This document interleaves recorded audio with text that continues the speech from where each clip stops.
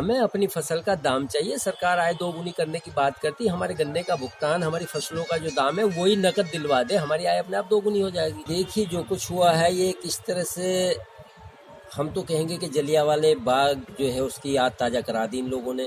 किसान जो देश का पेट पालता है अन्नदाता, और वो अपना पैसा मांगने के लिए आया है, हम अपना पैसा मांग रहे हैं और वहाँ हमें लाठियाँ मिल रही हैं। कम से कम 50-60 किसान हमारे घायल हैं और बहुत दुख, हमें मन को बहुत दुख है।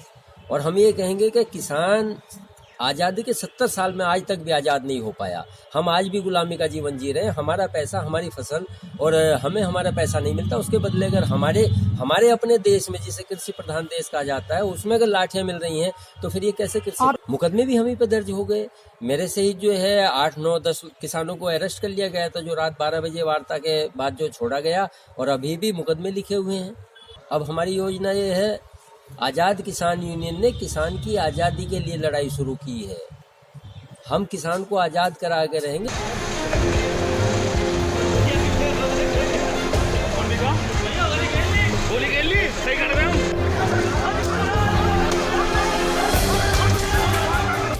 कोई भी सुसाइड नहीं कर सकता, वो अपने आप में अपराध है। किसानों की जो समस्या है उसके बारे में बहुत संवेदनशीलता के साथ जिला प्रशासन और प्रदेश सरकार दोनों संवेदनशील होकर के इनके बकाए गन्ने के भुगतान के संबंध में हर संभव प्रयास कर रहे हैं।